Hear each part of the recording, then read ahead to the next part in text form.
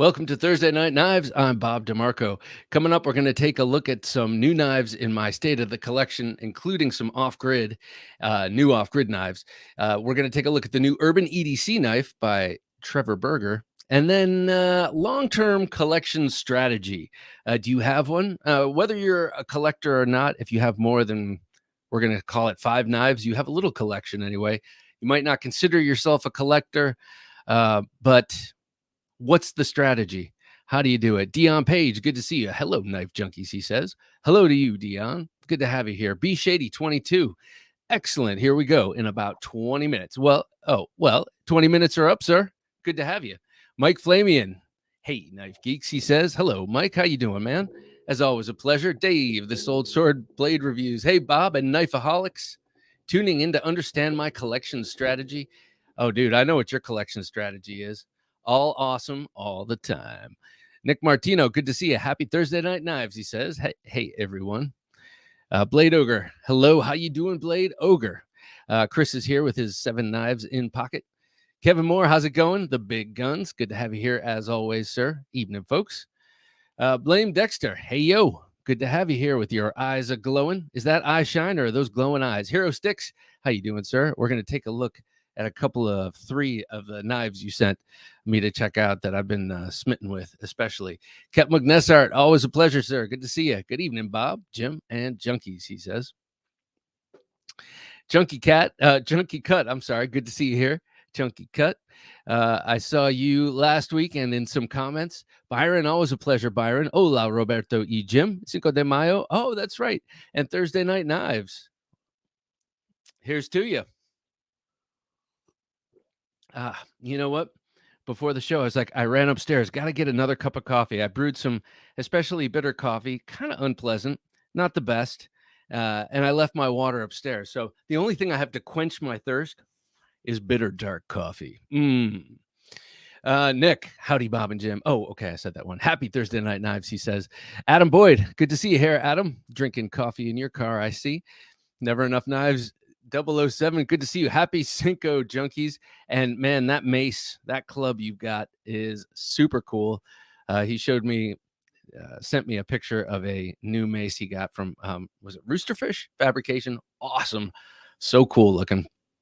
Modern day mace or Morningstar, or is it mace? Michael Morgan, good to see you here. Collection strategy, make Bob jealous. That's easy to do. Not envious. That's something different. Jealous, sure. Openly. Caleb, good to see you. Howdy, he says. Good to have you here, man. Mr. VC, good to see you. Mr. VC 256 from Die Schweiz. Good morning, guys. Bob and Jim, have a nice day. Well, thank you, sir. You have a nice day, too. I see you're on the other side of the evening. Blame Dexter, good to see you here with The Glow is Real. My cat is evil. Yeah, you know what? Your cat kind of does look evil. Is he or she hairless or just very svelte? And I'm seeing markings in fur. Can't tell from that picture or, from the size of the picture. Nick says, I just realized I have the 17th Wraith from the original Damn Designs Wraith in red lava carbon fiber. Ooh, that is cool. That's awesome, man. I like when knives when knives are serial numbered. Some of my older Emersons are, and I don't know. I've never gotten I've always had a love of the number 44. Never gotten that. There are other numbers though that I like. Birthday, that kind of thing. Haven't gotten anything like that. But my Sabenza was made on Leap Day, 2016, which was cool. So that's a birthday only 4 years. So it's young. It's a young one. Chunky Cut says, my name is Chunky Cut, and I'm a knifeaholic. I've bought a Spyderco Manix 2XL, great knife, and Concept Preta 2 in black micarta. Oh, that's a nice one. And a Concept Shikari Timascus in the last 10 days. Concept Shikari, which one is that? Here, this is my... I decided I get all these knives out for this show, and I need to show more. And you mentioned this knife, so this is the one that I have. But I've been kind of drooling over the one Dave has posted with the black blade and the black micarta and the blue pivot collar. So I'm assuming that's what you got. What a great knife! I love this design. I love K Maxrum's work. Michael Morgan says, "Hello, my name is Michael, and I haven't bought a knife for 3 days, dude. 3 days? Well." No, I'm just kidding.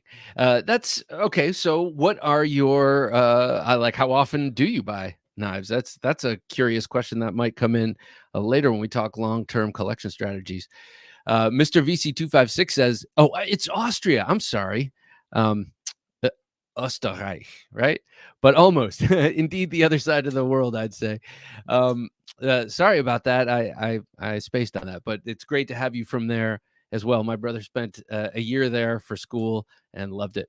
Nick Martino says, "Oh, and he, by the way, he got me a couple of cool knives from Austria." Nick Martino says, "I love your collection of K Max ROM lately, Bob." Yeah, me too.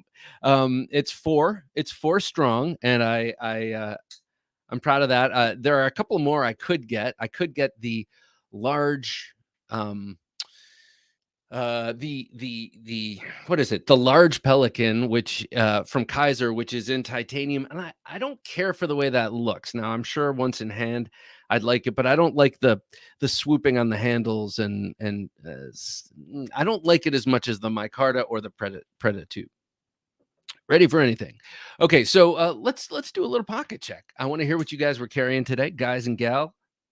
Hopefully, let me know what you were carrying, and it helps to give ideas. I do love that, and I'll show you what I was carrying today.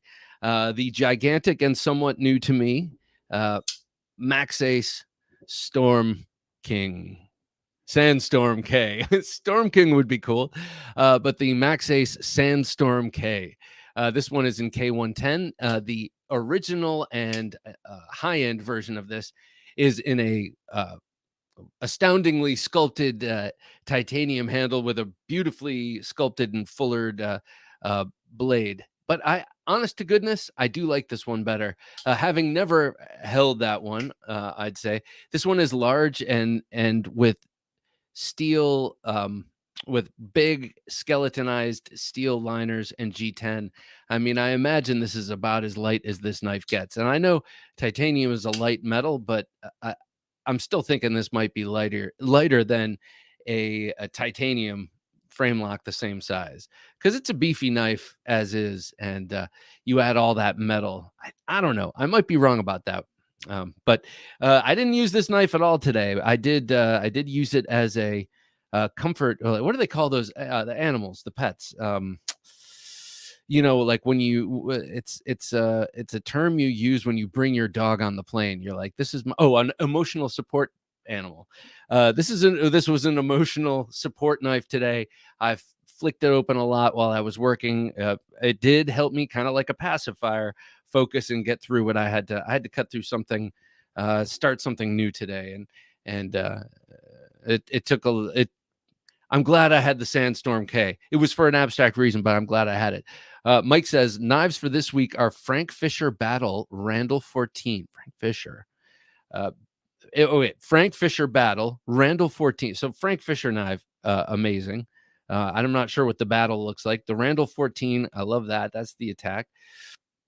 The Victorinox Cadet, WCDT. I can't remember what that stands for. You told me once, though. And on the keychain, the Spyderco, and then the arc neck knife. I like the arc neck knife. That's a constant. You always have that Randall 14, which I admire that. And Victorinox Cadet is always with you. It's the front right pocket that's always rotating, I'm guessing. Adam Boyd had his Spyderco Yo Jumbo. Nice. Oh, Cold Steel Frenzy too. Nice. CRKT Provoke and Cold Steel OSS. Adam. Whew. All right. Nice carry there, sir. Each one better than the next, man, or than the last one. I love it. Dion Page says Recon 1 drop point. I do love the Recon 1, and I never got the drop point, but I loved that drop point. I do love that drop point. The way it looks. Also, the new drop point, new-ish drop point in the Voyager line. I love the way that looks. Looks like a barong, and it's no surprise, given his Lynn Thompson's lineage. And Conway, good to see you. I'm actually starting to trim the collection. This I admire, sir. If a knife has no sentimental value or doesn't bring me joy anymore, okay, we're gonna put we're gonna remember that. I try to sell it to someone who will get some pleasure from it. That I love that whole philosophy. What is the joy? And Conway, That's the issue, really, because I mean, you can like that's where your whole discipline, which I do admire, to me loses all meaning, because I'm like, oh man, there's so many different kinds of joy. What joy are we talking about here? Maybe things aren't as complicated, and maybe your mind isn't as tangled and troubled. But to me, the question is, what's the joy, and how do you value the joy? How do you rank order the different kinds of joys? And then how do you eliminate, like, which joy is worth eliminating? That's the question. The sentimental part, I get 100%. No gift knives go, no matter how, no matter how non-knife they are. No gift knife leaves the collection ever. So I get the sentimental one. Anyway, let me know your stipulations on joy, or your criteria for the word joy. Chunky Cut says, today's SOCOM Bravo, nice. Yo Jumbo, very nice. S90V and a bug out. Very nice. I said all that, and he's like, man, I didn't want homework. I'm just saying this is my collection philosophy. But if you care to respond, let me know, because this is something I think about. Blade Ogre says, carrying the Spartan Blades Palace. Okay, the Palace. The Hogue EX04 Emperor Scorpion, that's a cool one. The SOG Seal XR Bowie, very nice. That's another cool one. I have reviews on both of those last two. The Kershaw Federalist, that's the beautiful new slip joint from them in micarta, and I think it's S35 VN. Is that right, Chris? And the LT Wright Snakeskin Bandit. Not sure what that is, but LT Wright, I love. Snakeskin, I like, and Bandit's a cool name, so I'm all in on that knife. And a case gun stock, love the gun stock knives, and a quiet carry Waypoint. Jeez, man. Blade Ogre is he's on a strength building regiment that requires every moment being laden down heavily with knives, and that resistance has made him a strong man. Chris, I always admire your carry, though this week I do miss the recurve Hinderer. I am a big fan of that XM18. Byron Kennedy says Cold Steel Recon 1, and I believe yours is a drop point, Byron, if I'm not mistaken. And the Kaiser Assassin, dumb name, good little blade. Yeah, I commented on that last week, probably a little vociferously, but I think it's a silly name. But yeah, what a cool looking little knife. It just doesn't seem like an assassin's knife, but it's an assassin of cardboard. It's an assassin of envelopes and paper and threads on your collar. Caleb Townsend, celebrating my birthday by carrying my favorites. Todd Begg Custom Glimpse, very nice. Red Shed Lark, I'm not sure what that is. And a Roosterfish Cleaver Song. Oh, how interesting. Because I brought up Roosterfish because Never Enough Knives 007 has a new club from them. What a cool coincidence, because they're not hugely, you don't hear about them that much. All that said, Caleb, a very happy birthday to you, sir. And I hope you have a wonderful day, a wonderful evening, and that you have many, many, many more happy and healthy years ahead of you. Filled with great knives and great people. Blame Dexter says, carried my devil's finger. Ooh, nice. In green micarta with black blade today. Very nice. I love the devil's finger. Today I got out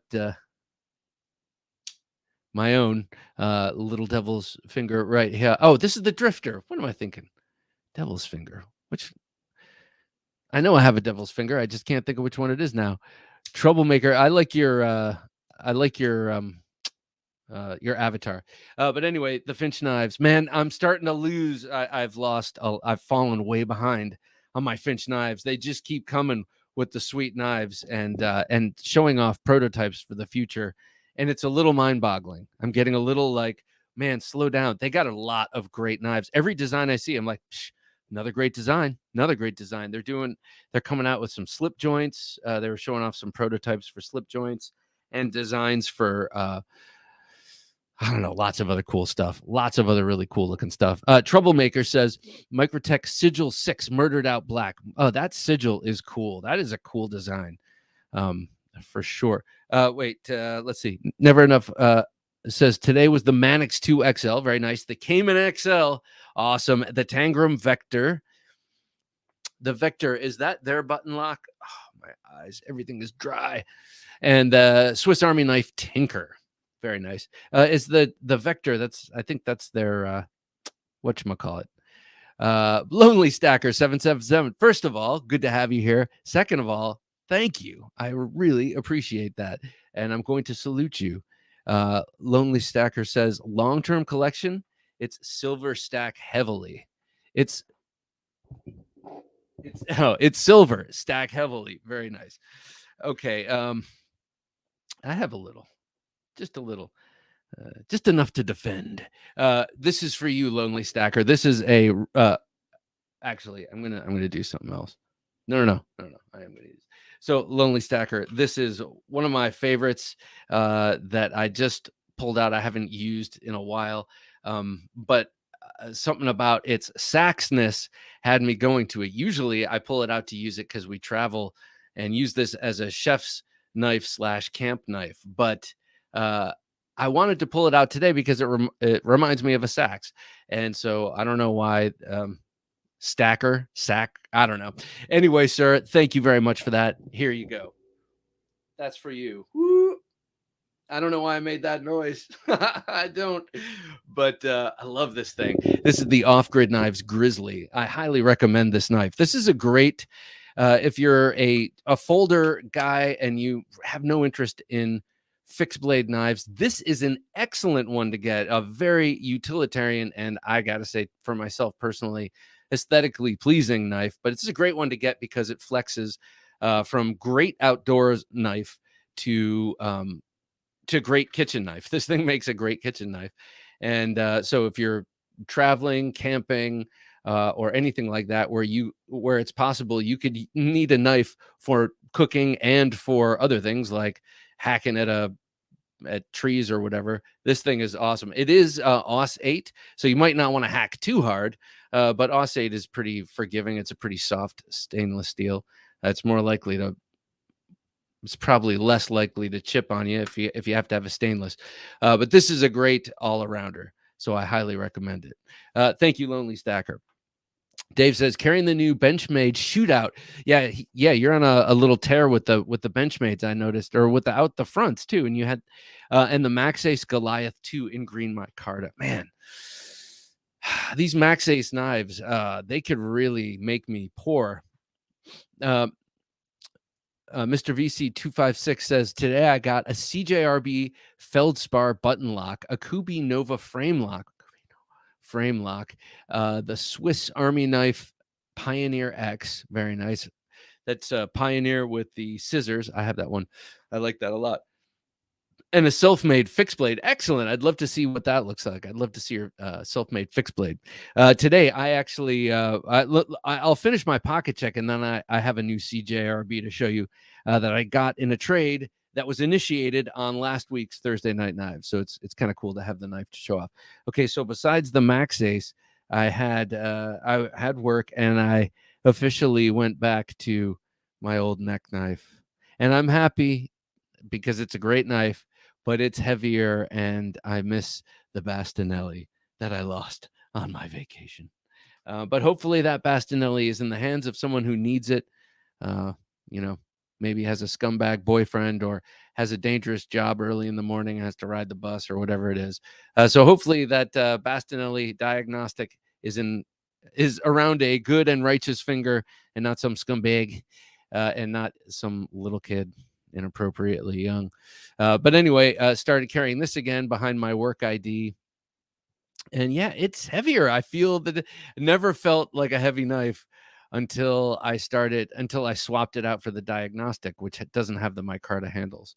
All that said, this is a featherweight nothing of a knife in terms of weight. It is 5CR12 or 5CR15 MOV, something like that. It's the Walmart, it's the big box version. But for what it is, I don't need anything more than that. It's razor sharp. I've never really, I don't think, dulled it. I just have only continued to make it sharper and sharper because I use it so infrequently and for such small tasks that it's only ever gotten sharper. So I had that. And then lastly, I had, oh man, this thing is sweet. The new Jack Wolf knives, laid back Jack. This is a sway back, one of my favorite patterns of traditional knife. kind of like kind of the same form factor as the vaunted Great Eastern Cutlery number 47 Viper. I love that knife. I have that in a beautiful purple bone. But this one is slightly smaller and honestly a more manageable size. I think it's the perfect size. Oftentimes the sway back is used in this position.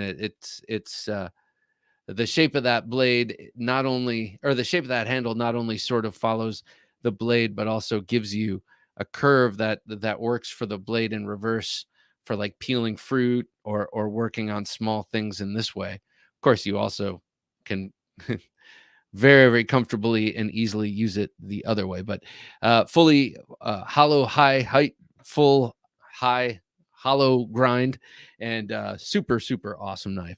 M390. I love that thing.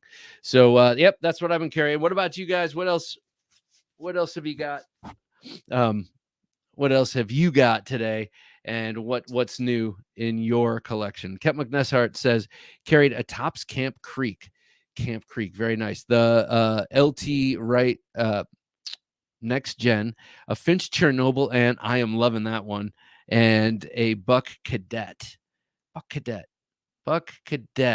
What is the Buck Cadet? Is that a little slip joint? And the Eldris. The Eldris is a go-to all the time. This is a lot.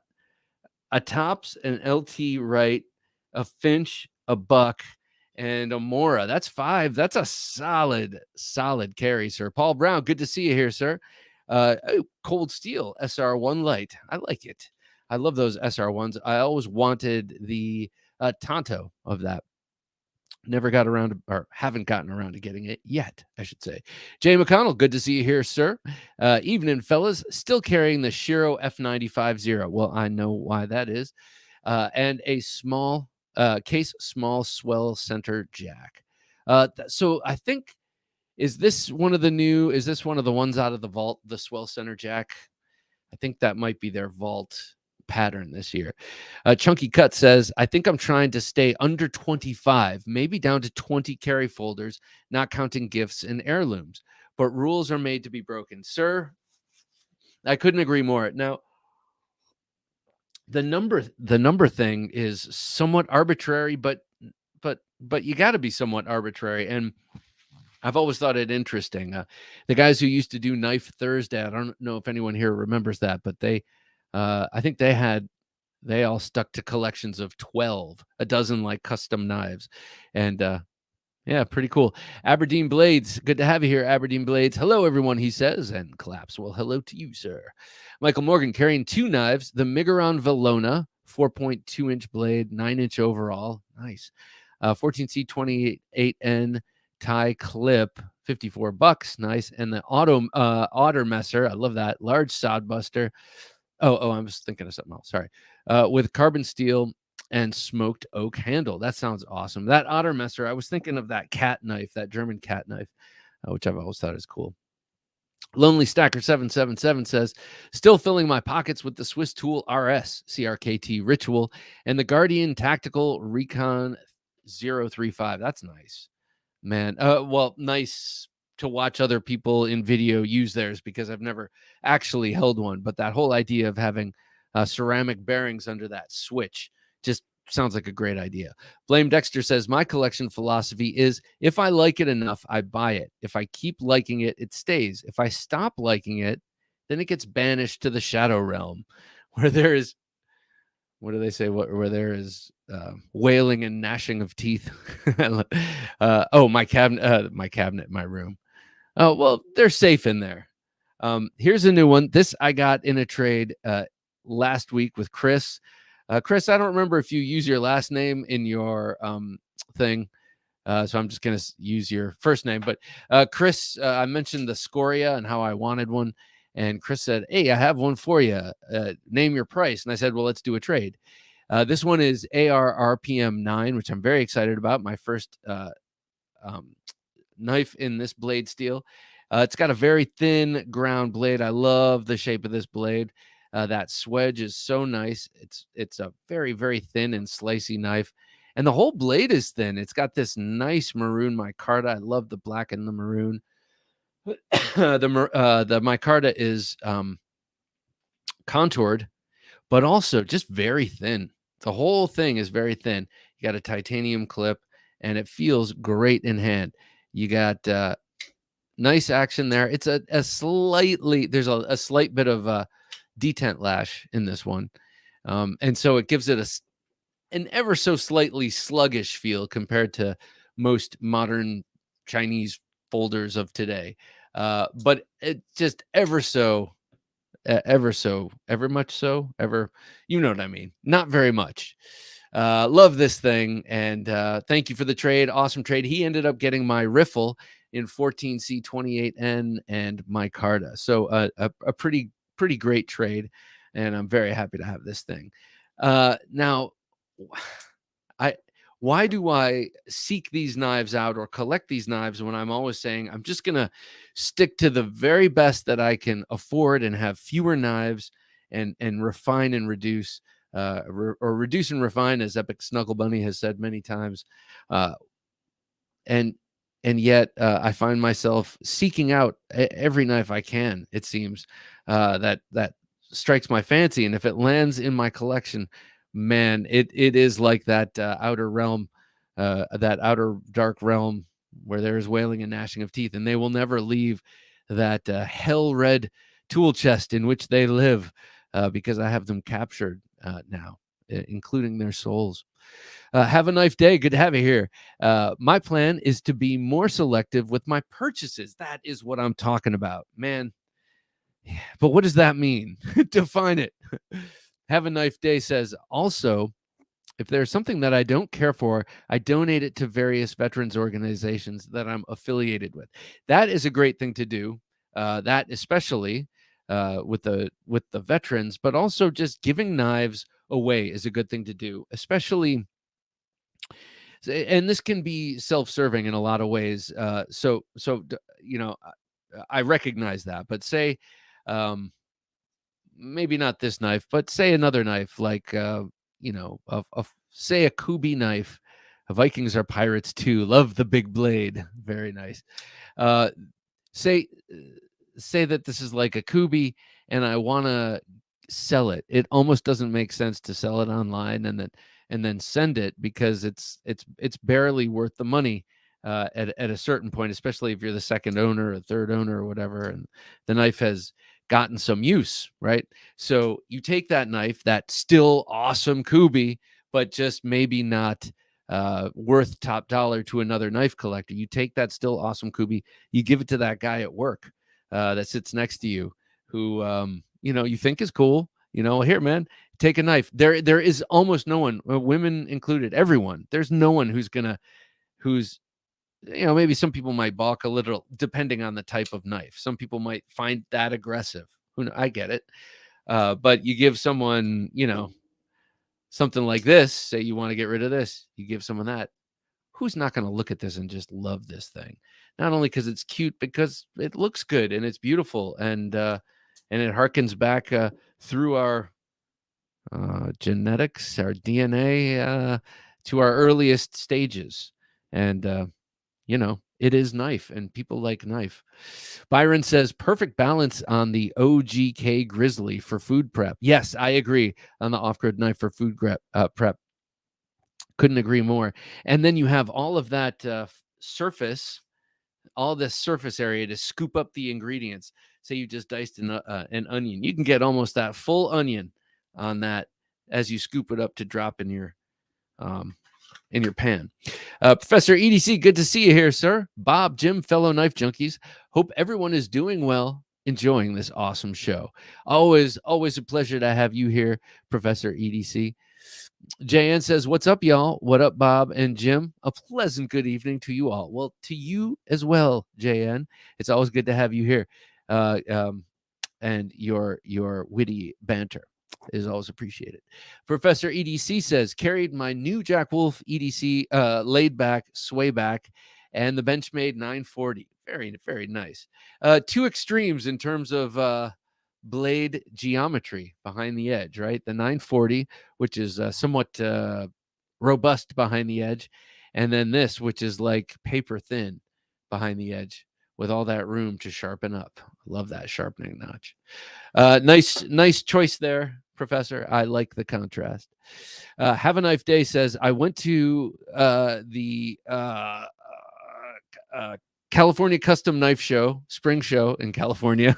I picked up a SOCOM MA made in manual action made in 1997 at the show, and followed it up SOCOM Alpha fixed blade. Those are cool too.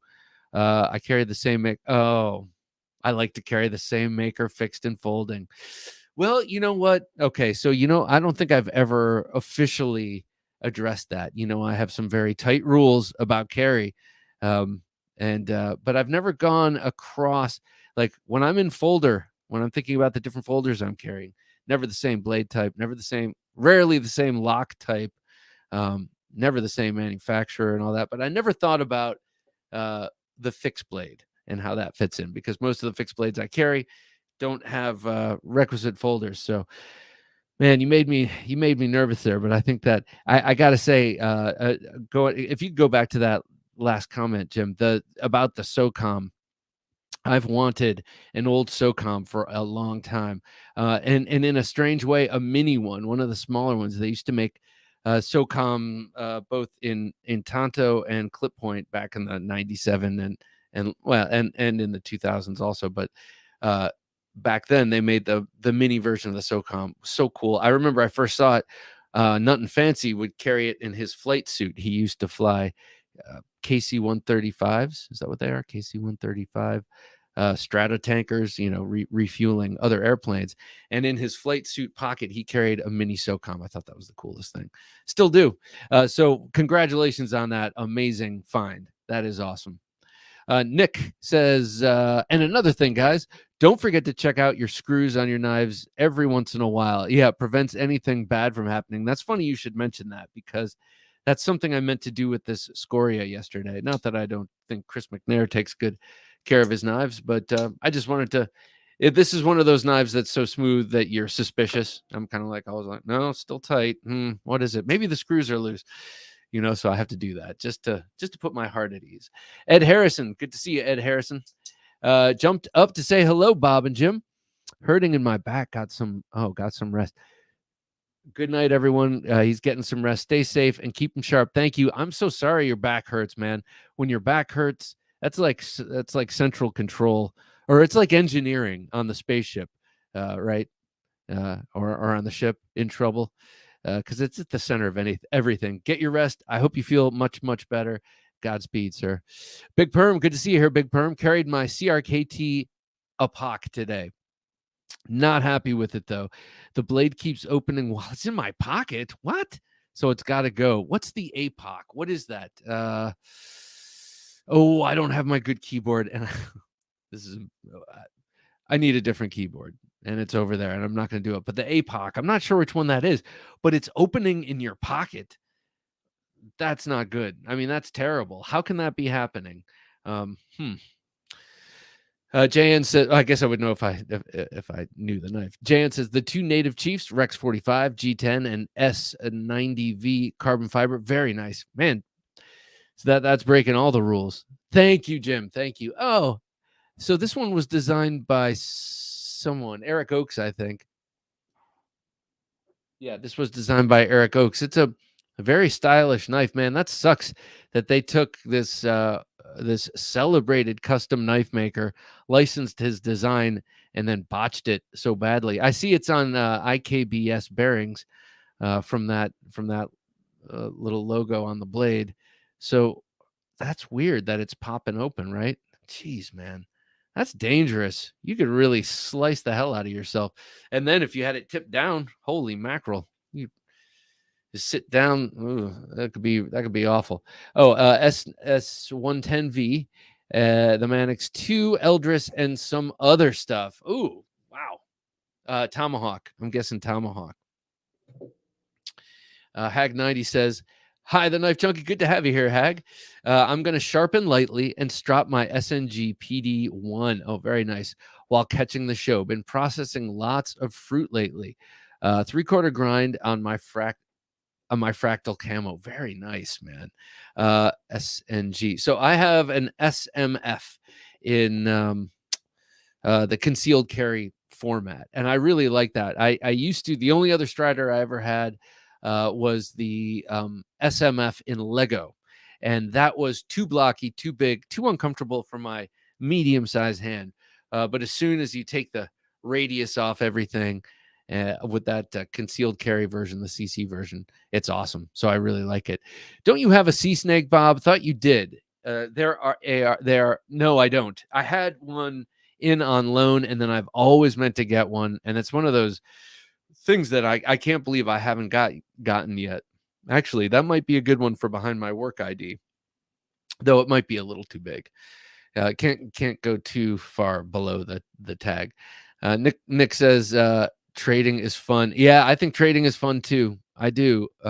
This last trade went so smoothly and so nicely, and I feel like we both got what we wanted, and we both got something pretty damn sweet. Michael Morgan says, too long between fixes. Gotta feed the addiction. No kidding. Okay, so I want to show you a couple of, speaking of feeding the addiction, I want to show you 3 knives that someone who's watching right now, or was before. My gosh. It only happens when we start rolling camera here. Rolling camera, theoretically. 3 really cool knives in a package of 6 really cool knives that Hero Stick sent me. But these 3 have really captured my imagination, especially the last few days. This one is the Finch Tacuna, and this is one that came out before I started getting into the Finches. And what a cool blade this is. I remember seeing it in pictures and kind of being like, nah, I like the blade, but the handle doesn't look comfortable. Handle is extremely comfortable. Both grips, like really great in reverse grip. Not that you would be using this in reverse grip, but if you needed to pound into that 55-gallon oil drum full of Uzis, this is a good platform for your thumb. So very light, amazing action, and just that classic Finch build. I love the lettering. I don't know. I do love their branding. This feels hollow. I'm going to feel it again. It's not. I know it's not. But it sort of feels like a hollow blade, hollow ground blade. And this one also has the famous sort of jimped flipper tab that you can use as a landing spot, as an inverse choil. A platform, if you will. So really great knife, and I love it in that orange and black. The orange in the camera makes it look more like a pumpkin than what I'm looking at. It's more safety orange and red from what I'm seeing. Cool knife. Next one is the first of its kind that I've experienced. It's a chopped down model of the Smock, Spyderco Smock. Now, I'm not so sure how much was removed. This is this is like just under 3 inches. Wait, just under 3 inches, or let's just say it's 3 inches. And I think it started life at 3.4, like something like that, 3.5, 3.4 inches. And then they chopped it down. I'm not sure who did this actually, chopped down the blade and the handle, and did a fantastic job. Whoever did this, I'm sorry. I think Hero Stick sent me a note. In the video I do about this knife, I will certainly talk about it. I always thought the Smock was a little bit of an awkward design, but having it in hand, especially this chopped down version, I see the appeal. Now, I don't think this would be a great knife for lefties, because just in holding it like this and squeezing it, it's not going to disengage that compression lock, but I can already feel it wiggle the blade a little bit, or get the blade slightly loose if I disengage, if I press up against that button.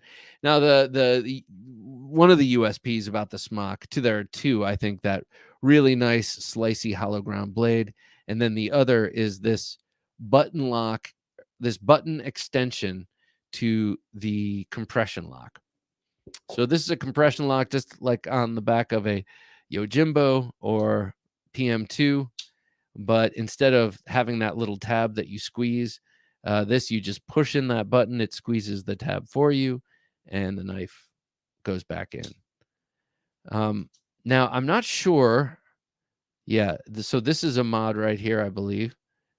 Just like the old flipper mods for the first and earliest Quakens from Boker before they started making a flipper. People were modding them by knocking off the back of the bolster and showing the tang, and then once that tang was shown, you can use it as a flipper. Pretty cool. Like that. Just great action on this thing. That I think this jimping was added, and then this handle, some sort of micarta was added, and this looks like a Lynch clip or a. I think that's a Lynch clip, a Casey Lynch clip. So just a really cool knife and unique. And if you're gonna have a smock, this is, if I were to have a smock, this is the one it would be. I really dig it. I think the production smock is like carbon fiber, and I don't know, that, like I said, it looks a little awkward, but the way it's handled here is genius. Nothing short of genius. Just like this next one, the Sharp by Design Mini Tempest. This thing is awesome. Oh my God, this thing is amazing. Made by Riot, designed by Brian Nadeau. Just a beautiful production knife. Now, I would hope, I don't know if there's a big version of this. I guess they call it the Mini Tempest. There must be a Tempest, and it must be bigger than this. And oh, that's a scary prospect, because that is a knife I must own, because this feels so incredible. And I have not used it for anything, but if you're familiar at all with Brian Nadeau, you're probably familiar with the fact that he doesn't use a detent ball. He carves a little notch. He mills a notch out of the steel lock bar insert. Let's see if we can show it there. You can see it kind of stick up right there. So instead of a ball locking it in, it's a notch that fits in a pocket, and it flips amazingly. I've experienced it only on this and on the Alex's arch nemesis, and it has a unique feel. Oh my gosh, man, this thing is awesome. So thank you, Hero Sticks, for loaning these to me. I really appreciate it. I swear to God, I'll have them to you sometime. No, I just need to finish some videos, and then I'll get these back out to you. But I adore these knives, and this one is especially amazing. By the way, that is gold dark matter fat carbon, which is sweet. And yeah, there we go. It's one of the benefits of doing this show is that I've met some really generous people who will share these things with me and allow me to make videos and show them off and not own them, but foster them for a short time. And I appreciate it. Thank you. Chunky Cut says, I'm always in search of the next perfect $70 to $100 knife that I can carry and lose and not feel much pain. Yeah. Then I give away or sell the ones before. The ones before it. Nicer stuff usually stays. That's a good way of doing it, because you can get attached to some stuff, some of the more expensive stuff, some of the stuff you remember saving up for and kind of working harder for, whatever. And then some of the other stuff kind of flows in and out, and it's stuff that you're willing to sacrifice if need be. Totally respect it. Hey, okay, Chris McNair, you do use your name. Thank you. Oh, Outplant Pool, just wanted to check. Hey, good to see you. I was just showing off the Scoria, talking about what an awesome trade we did. It was Chris McNair, indeed, that I did the trade with.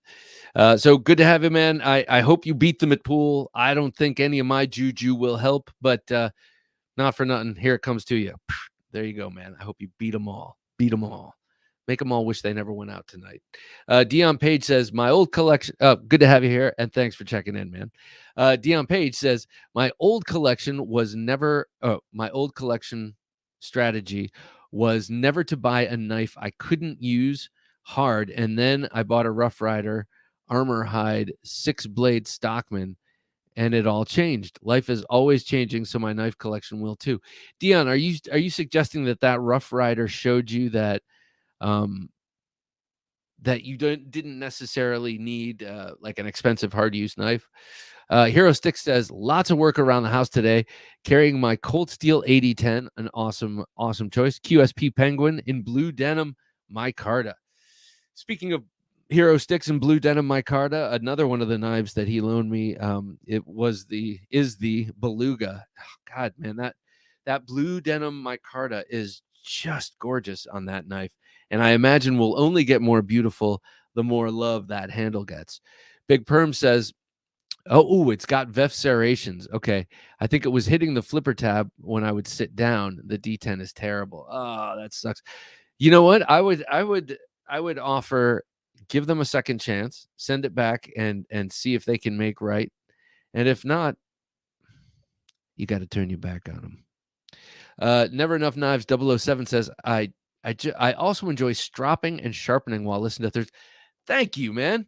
I mean, I know that's not necessarily a direct compliment, but that is a compliment, because I do the same thing. I zone out to things I like to do listening to podcasts, and I also zone out to things I have to do listening to podcasts, like the dishes and commuting and mowing the lawn, that kind of thing. But yeah, just sitting there putting on something cool and stropping.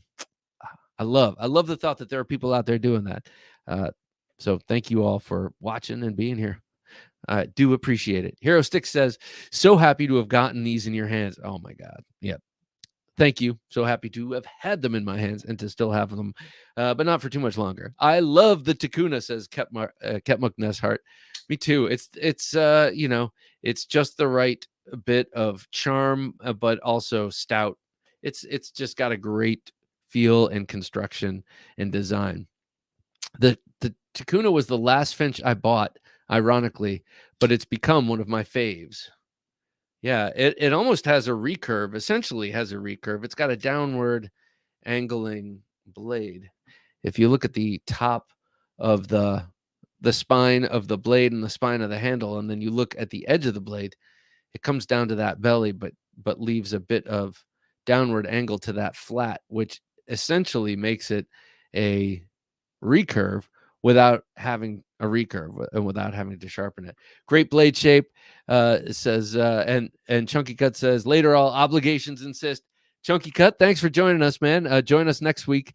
I enjoy our little chat. Have a great night, and hope your week goes great. Hero Stick says, Gecko Customs. Oh, Gecko Customs did the chop. Custom scales from GL Hansen in green herringbone micarta. I had a feeling this was G Carta. Very cool. Or G Carta. Oh, it is beautiful. That herringbone. Hero Stick says, it is a lynch clip. 'Tis a lynch clip, he says. All right. I have a bunch of MXG gear clips, and they look the same until you get to the spoon, and then they look different.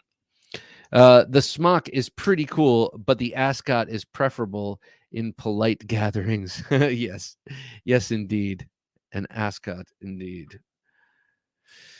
Scott, and good to see you, Scott. Always a great time with knife people. Well, thank you, and thanks for everything. Thank you for your support and everything else. It's great to have you here. Let me show you the next Gentleman Junkie knife. I think I've shown it off. I know I've shown it off. I shouldn't be coy, but I want to show it off again. Goonie 03XX. Goonie, good to have you here, sir. Also a cool, what do you call it? I can never remember that word. And then I have to think of the movie Avatar. Very cool Avatar with the ship there. Anyway, Goonie, don't know if you know this, but Off Grid just came out with the Bowie Cayman XL and Enforcer XL Red Dawn edition. Check them out when you get a chance. Goonie, I will, and sorry for the sarcastic tone of voice. I just put up a video yesterday and today on that very subject. So I'm keyed in, and I love both of those. I'm so psyched about the Cayman XL. So I don't mean to be a turd, but yeah, I know about it, and I'm so excited. Actually, go check out my video. See if you might want to get it. And I'm going to be showing mine off in just a second, actually. But first, let me show you this. This is the, also, this is one company, Off Grid Knives, that I proudly, happily, and openly offer a affiliate link. I have an affiliate link off-grid knives that I'm very happy and proud to be a part of. Now, I was offered an affiliate link with another knife company that I said no to, and that's just to show you what a great guy I am. I don't mean it like that, but I kind of mean it like that, to say off-grid knives I really believe in, and I think they're awesome. And so if I can help steer business their way, I would happily and openly do that, and happily and openly accept whatever comes from affiliate sales. So there it is. Just go to TheKnifeJunkie.com/offgrid, and it takes you right there. Check, and you will want to remember that, and we will be showing that again in a few minutes when I get to the state of the collection. But first, the Gentleman Junkie knife giveaway for May 2022 is the Shieldin Boa. Yeah, this thing is ridiculously cool. Now, this has been on my I have a shelf over there that is devoted to other people's knives, and two knives that I'm planning on giving away. So this has been over there, and but it has been thumbed a bit. It has been flipped a bit, and then it's been swabbed down with alcohol a couple of times. Like, I'm not going to open the box again, so I'm just going to clean this up. But then I pull it out because I'm like, I gotta check it out because I'm going to be giving it away. I got to make sure it's. I love this thing. I think it is a really.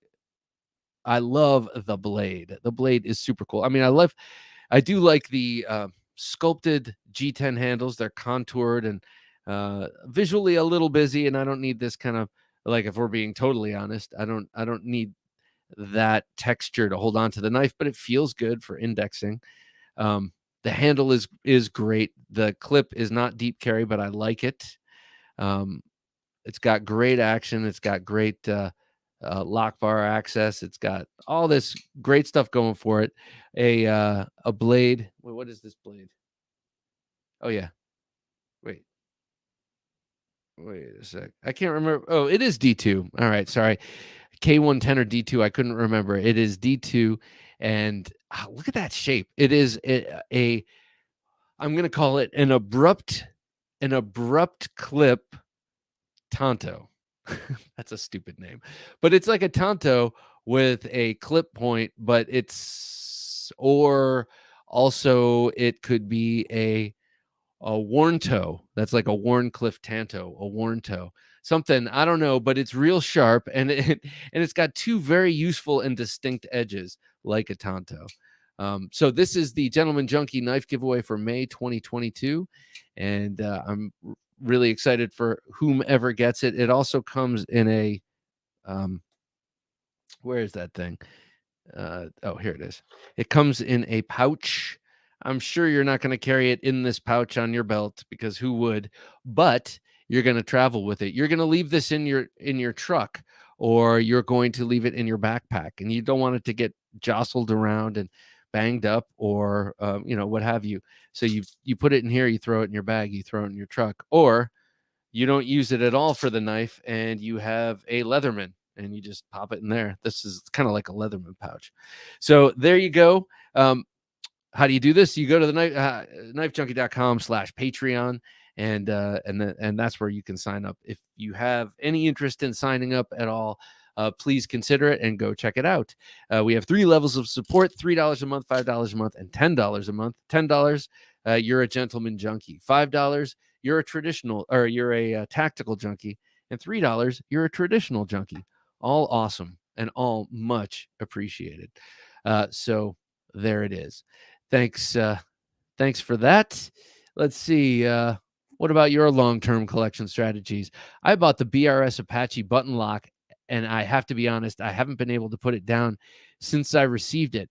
Had to tighten the pivot, but has been fantastic fidgety things since. All right, Redacted, this is interesting. First of all, good to have you here. Or did I see you tonight? I think I have. I don't remember. But here's the thing. Redacted, I've seen one video. Who was it? Someone that I just started watching, someone I just subscribed to, got the BRS Apache and was having severe issues flipping the knife open. It was somehow jammed shut every time by that button lock. So he was very disappointed with that, obviously. Who wouldn't be? But I was very surprised because BRS has a very good reputation. And when I checked out their knives at Blade Show last year, I thought they were all like very high quality. So I think it was probably a lemon or just a fluke. But I'm curious. Well, I'm not curious about your situation because you just explained it. Yours is awesome.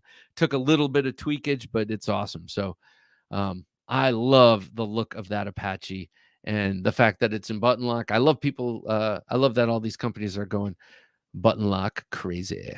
Kevin Moore says, hang on, let me go over here. So I don't. Yeah, there we go. All right. So Kevin Moore says, carrying the petrified fish beluga, the one I was talking about just now. Oh, you had a very, very lovely picture of your carry today.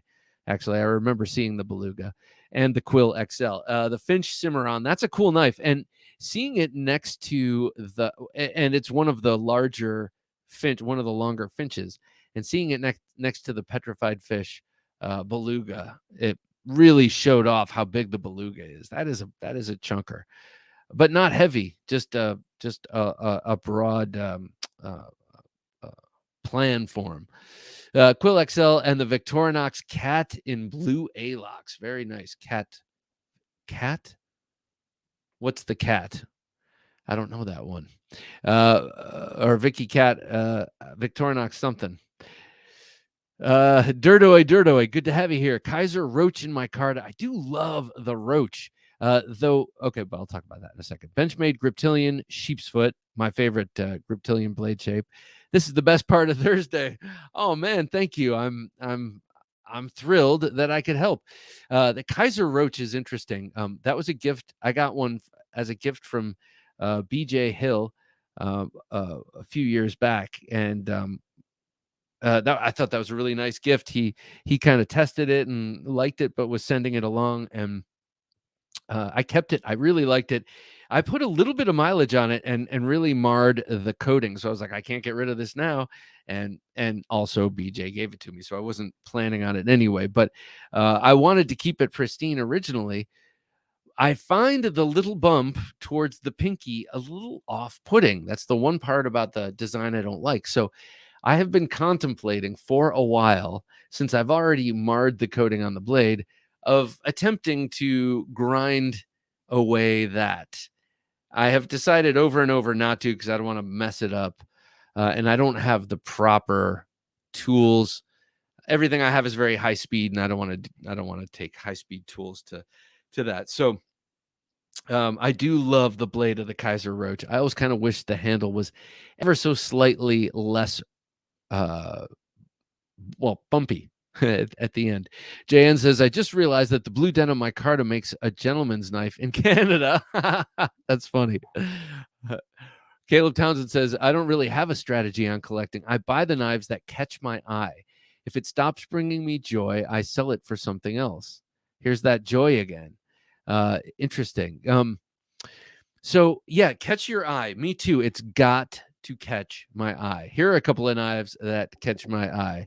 I'm going to start actually. I'm going to start with not an off-grid knife. This is one that I got. I came onto my radar from NAF Sergeant, and oh God, I'm so glad he found this thing and made a video about it, and that I saw it. This is the Resco Instruments Gooseworks Mekong Delta Combat Folder.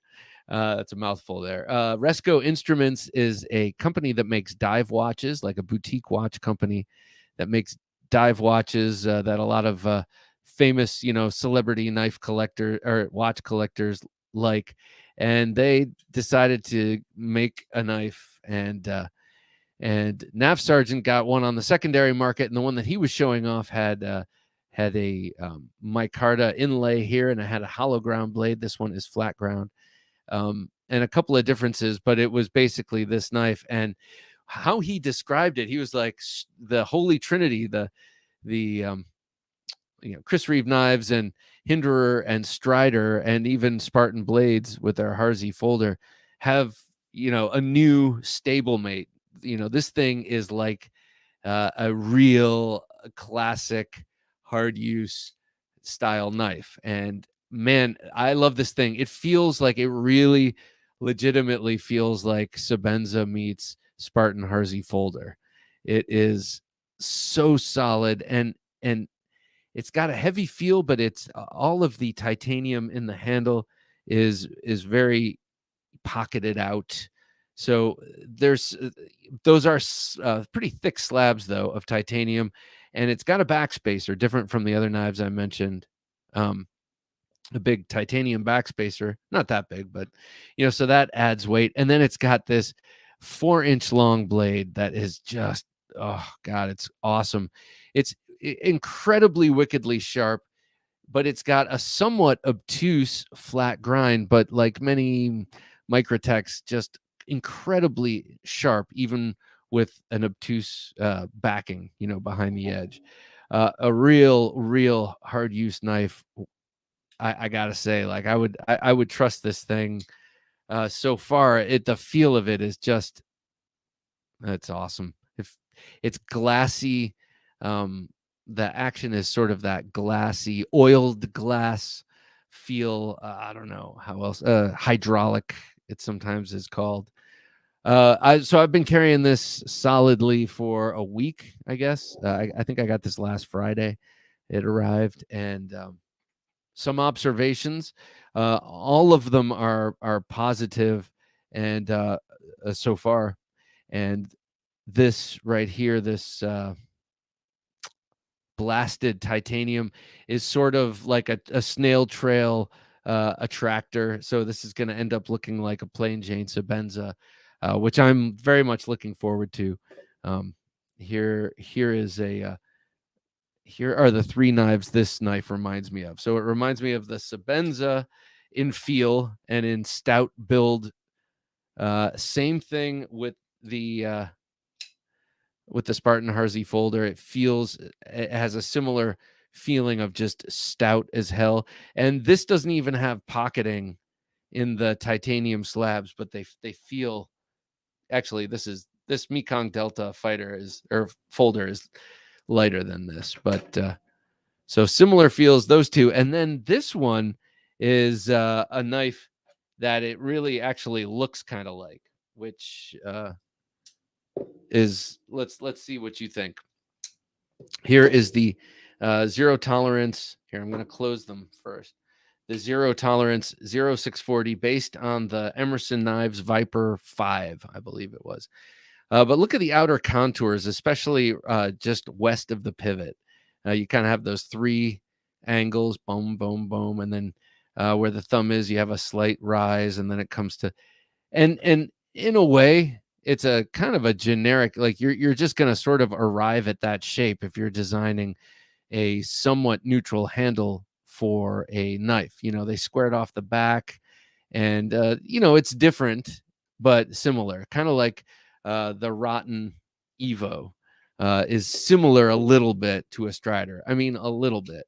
Well, this one has some of the similar qualities, design qualities of the 640. I just opened this with this thing feels really good to open. It sounds silly, but it's just, and closed. It's so smooth, so cool. I highly recommend, go to Resco Instruments and just look up the Gooseworks or the knife. This is the second knife they put out. The first one was a clip point with a fuller and 4 finger choils, that your hand is supposed to lock into. That never works for me exactly. So I haven't checked that one out, but I am definitely interested, having gotten this Mekong Delta combat folder. Super cool knife. Yes, Jim, thank you. Actually, be sure to like, comment, and subscribe if you're here right now, and it's not driving you nuts. Like, comment, subscribe. If you're here right now and it is driving you nuts, I say the problem is with you, because you should be doing something that you like better. Buddha Flash says, hello, everyone. Well, hello, Buddha Flash. Good to have you here. My strategy is to have no strategy. Very JKD of you with your collecting. Yes, the strategy of collecting without collecting. Redacted. That Enforcer XL Red Dawn looks amazing, and it's got 154 cm. Very tempting indeed. Here, let me tempt you further, sir. Here it is. This is the Red Dawn edition of the Enforcer XL. What a badass knife. This has streaks of red flowing all through the G10. It's not painted on there. It is impregnated. It is flowing through it like the river Styx through Hades, if that's correct. And it's got that same texturing, that same raised pyramidal knurling that you'll get in the original XL. You still have the big glass breaker on the tip, or noggin knocker, as you might use it. And then, like all of the new off-grid knives coming out of the factory now, completely recessed pocket clip in its own little milled out pocket on the G10 with the flathead screwdriver, or with the flathead screws. So nothing there to jam up your pockets here. However, if you're planning on carrying this, you are going to want to sand down the surface around the clip, because this is a texture built to stay in your big gloved hands. It's not something, a texture that you're going to do lots and lots and lots of hard work with without wanting gloves, though you could do lots and lots and lots of hard work with this thing. Lots of real estate in the handle for much bigger mitts than mine. And this one, the Red Dawn edition, has the 154 cm blade steel. Love it. Love the 154 blade steel. Now they have they do a lot of their stuff in D2. That is also awesome. A little bit of oil peeking out of there. I do love their D2. They do it very well, and then they coat it which is good to do with D2, first of all, but second of all, the coating they use is so like nice and thin and slippery that it just helps you glide through whatever you're cutting. And their blade geometry is awesome on these knives, the edge geometry. So I did a podcast yesterday all about cardboard destroyers. I had a lot of cardboard to break down because of an IKEA run and other things, but the off-grid knives are awesome. Like, a good majority of them are tremendous cutters of cardboard, and my absolute favorite cutter of a cardboard is their Cleaver version 2. It's amazing. But right now we're talking about this Enforcer XL. Yeah, like the other one, it's got the jimping that comes far up the spine, so you can fully extend your thumb. I can fully extend my thumb. I know someone with giant thumbs might, but still having that come up further is very nice.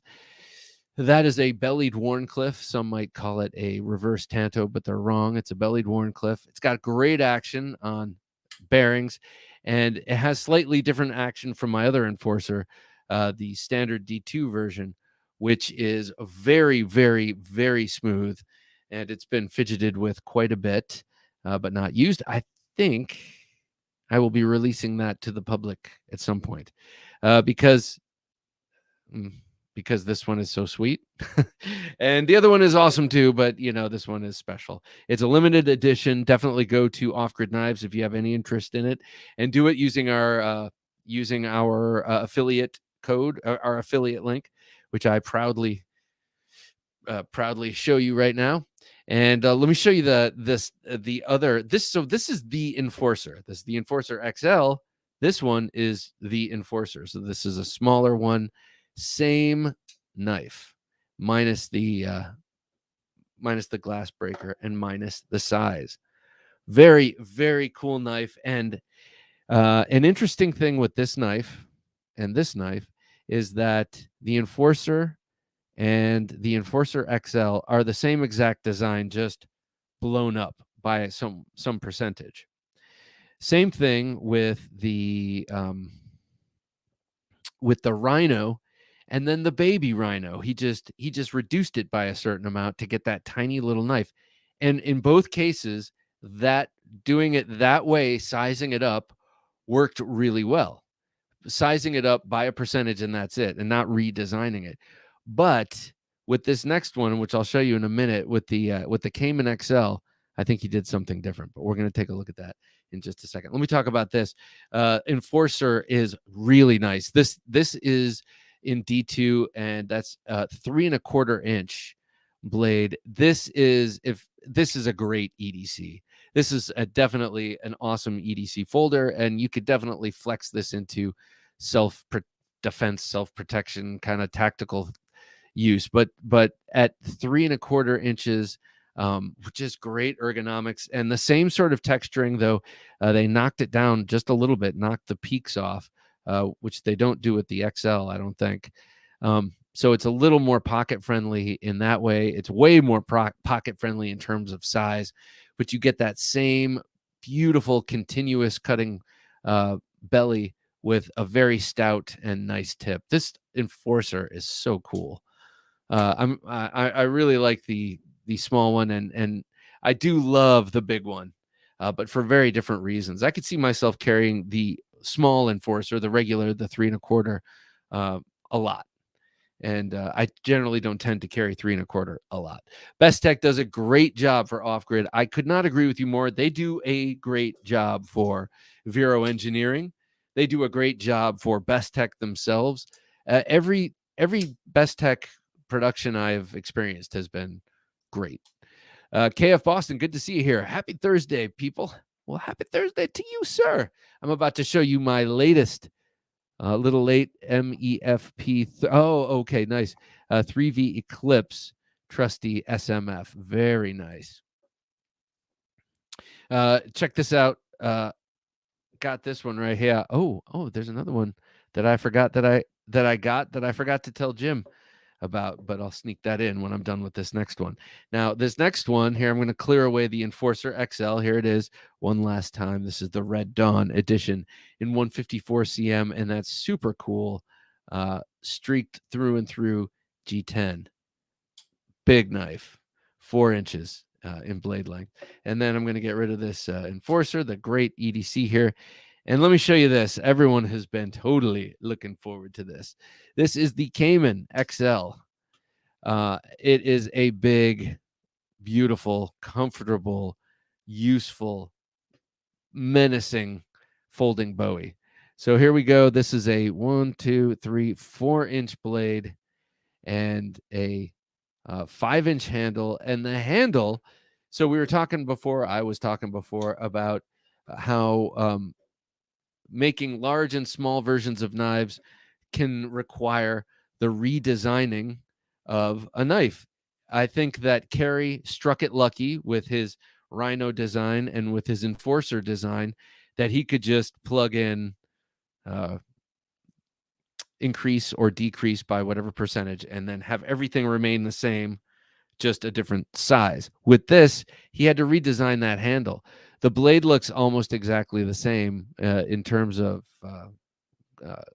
dimensions and that, even though it has a slightly bigger belly on the big one. He had to extend the handle quite a bit, excuse me, quite a bit to accommodate that blade, but did not want to, and this is not something he told me, this is pure speculation just from looking at the differences in the designs, but I think he knew that he couldn't go wider on the blade or on the handle because this one is already pretty wide. It's hand filling, and to go too much wider than that is going to be an issue if you don't make it longer. So it is a little bit wider naturally. It's just a much bigger knife, but he drew this out more in the back so that you get a longer platform for your hand and also longer handle to accommodate that blade. But just an awesome knife. This one's in 14C 28N Sandvik steel. He used that recently on the here it is. He used that steel. There you go. You just saw behind the veil. On this one, the Ridgeback. This is 14C 28N.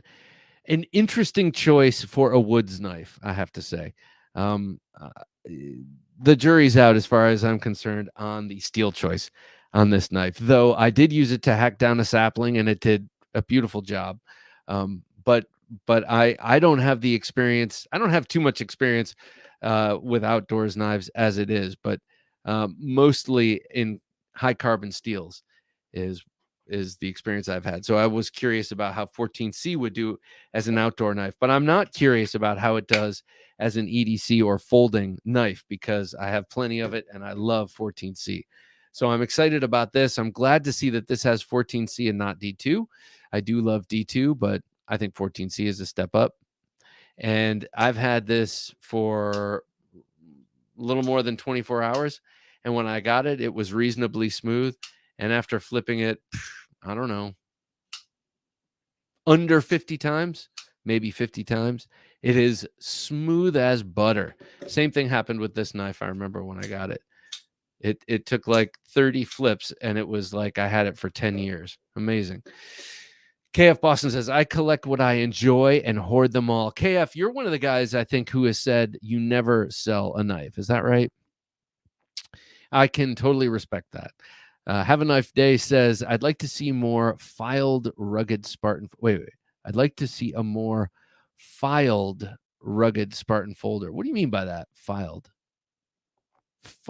rugged. Or does that, or is that a typo? And did you mean field rugged? Curious about that. I do think the Spartan Harzy is a very rugged folder. Maybe even too rugged in the blade geometry. I wouldn't mind hollowing mine out a little, but I wouldn't do it myself. That's for sure. It's a Gungan. Good to have you here. Did you do a watch check yet? Hey, watch check people. Let me know what watches you're carrying. Don't try and get me going down that watch hole, man. That's an expensive hole to fall down. And wouldn't take long to blow the family fortune with a watch habit. Chris Wolf, good to see you here, Chris. Does Off-Grid do fixed blades? Yes, they do, sir. I talked about 2, and I have 2 right within arm's reach. I'm sorry. One of them is the Off-Grid Grizzly, an awesome camp/cooking knife. We travel with this one quite a bit. It's AUS 8 blade steel. You've got a really nice wide and tall blade to scoop up ingredients, but you can also bang it into wood pretty well. This one is an outdoor knife with a Scandi grind, sort of a bushcraft knife. Feels great. This is also a limited edition with that blue, gray, and black micarta. Very nice. And then they have a number of other fixed blades, mostly geared. They have a neck knife, but most of the fixed blades are geared to camping and kind of outdoor adventure stuff. They have a number of tactical, in quotes, tactical folders, but on the fixed blade, here's another fixed blade by them. Sorry to omit this one. This is a pretty cool one, and it's marketed as an outdoors knife, but Kerry confirmed with me that that's marketing to get it sold on Amazon. Basically, this is more of a tactical knife. This is the sorry about that. This is the Backcountry Coyote, and now they have a Backcountry Coyote with the black blade and the Coyote scales. This thing is awesome. I have the totally blacked out version of this. My dad got me for my birthday a few years back, or for Christmas, can't remember. And then this one, shows a marked improvement over the first version. He put in a sharpening choil instead of just having the edge end sort of weirdly, and contoured the handles in such a way that they're pretty broad. They're pretty tall handles, top to bottom. So with the contouring, it makes it feel less large in the hand. If it just feels incredibly comfortable and awesome. So Off-Grid does have fixed blade knives. This is probably the most combative looking one. The rest of them are more outdoorsy. I saw Shane Gables left a comment. Could you go back to that, Jim? I wanted to see what Shane has to say. And, as always great to have Shane with us. Sorry I'm late. I've been very lately and seems to not be getting it any better. I think you mean been very late lately, and it doesn't seem to be getting better. Dude, I know. I was talking to my wife, man. Things come in seasons and spells.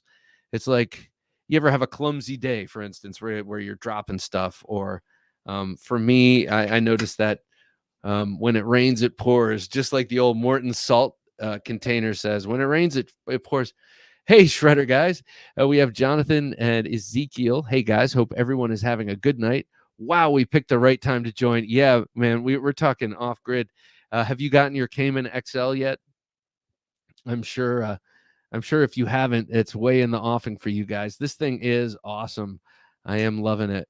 We were talking about also the new Enforcer XL and just the regular Enforcer, the 3¼ inch version. So cool.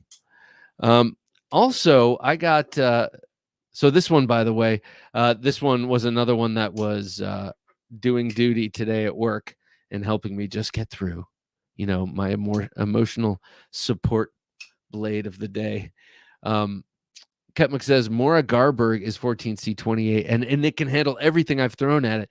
Okay, that's awesome. That's great to hear. I didn't think of that. 14C28N is a Sandvik steel. It's a Swedish steel. And the Scandinavian edge on the Ridgeback, Scandinavian steel, Scandinavian edge, right? Surge Model 1 on the wrist. Oh, cool. Okay, what do I have? I have a Seiko number 5 on my wrist, automatic. I do need to get a new crystal. I've scratched the hell out of that crystal, and that's an aftermarket band because the band that came with it eventually busted. But I love this watch, and it is consistently 2 minutes slow per day. So I also have another automatic number 5 movement. It's a field watch from Seiko, and that thing is nuts on every time. On the ball, and I would love to get a ball watch just for that reason. So I could, girls, we have to be on the ball. Come on, let's go. But I've been seeing them marketing watches a lot recently, so that's kind of cool. Ball is a very old watch brand, and it was the watches that they used for the railroad and kept the railroads on time. So being on the ball meant you were on time. Paul Brown, Invicta Grand Octane on my wrist. I don't know what that is, but I like the look of the Invicta watches I've seen and the Grand Octane. I mean, that just sounds awesome. I don't wear a watch, says Shane. It ruins my aerodynamics when I'm gas station knife fighting. Or Shane, think of it as a wrist protector, because that's the main, when you're in those gas station knife fights, that's the main target, get the guy's wrist so he can't hold on to his knife. Wear a watch, man. Wear 2. That'd be especially cool. 9198 David, good to have you here. Man, I'm late. Barely made it. Well, it's good to have you here, David. We were just talking new off-grid knives, and I'm smitten with the Cayman XL. I know I keep bringing it up. Kevin says, I've happily resigned myself to building my collection from primarily $100 or less knives. I'm enjoying the great variety. Fun knives. Oh, smash that like button. 42 online and less have punched it. Thank you. I agree. Please do me a favor. Do yourself a favor. The Shredder Knife guys say, no, we have not gotten the Cayman XL. But after looking at it in your hands, we are definitely going. You guys, it's a moral imperative for you guys. I mean, the Ezekiel and Jonathan are some hardcore off-grid fans, and I totally get it. Mark, good to have you here, Mark Ridgewell. What's up, fellas? He says, nothing much. Just hanging out, talking knives. But let me know what you were carrying. I am interested. Blade Ogre says, my strategy, in quotes, is to try different blade shapes, grinds, knife brands, etc., until I find exactly what I like best. The 6 or 7 I do like the best are the ones I carry every day. Man, that's a very specific strategy. I like that. I went through a period. This is an ongoing period of custom fixed blade knives. They tend to be within reach for me, and I just love fixed blade knives. Seiko, Never Enough Knives 007, Seiko SKX today. I don't know the SKX, but I do know Seiko, and I love them. Love me some Seiko. The BGM Quaken is a great example. Chris Wolf, Casio G-Shock Rangemaster. That sounds cool. I have a G-Shock like knife. It's not a G-Shock. It's a Casio, and it looks like a G-Shock, but I don't think it has that moniker. And my dad got it for me. It's got an altimeter on it and some other cool stuff I don't use, but a temperature, what's that thing? A thermometer, other stuff on it. Pretty cool. Kevin says, hey, I got the Civivi Chevalier today in wood handle. So fidgety. Button flip, Spidey flick, flipper tab. Loving it. Hey, Kevin, I've been seeing people putting I've been seeing people putting these things on, these aftermarket thumb studs on the Chevalier and on other knives that are flipper only or button lock only. And I think it looks cool. So I'm just planting the idea. These come in different finishes, and I think other people make them too, other than just that brand that I can't remember. So not too helpful, but it would be cool if you like the different ways you can open the Chevalier. I'm going to say it like that every time. You might want to get yourself a thumb stud on there and have yet another way to open that knife. One last knife that I got this past week, that was actually something I had kind of forgotten and was in my basket and then became available and showed up. And that is the Kaiser Knives Tauser K. This thing came out to much acclaim and excitement about a year ago, and then became immediately unavailable until now. And it is back out. This is with the Rich Light handle, the blue Rich Light, which I just had to check out Rich Light because the other model is a contoured red micarta, and they're the same exact price. And it was hard not to get that, but I really wanted to check out the Rich Light. It is not contoured like the micarta. It's just flat slabs. It'd be kind of cool if it was contoured.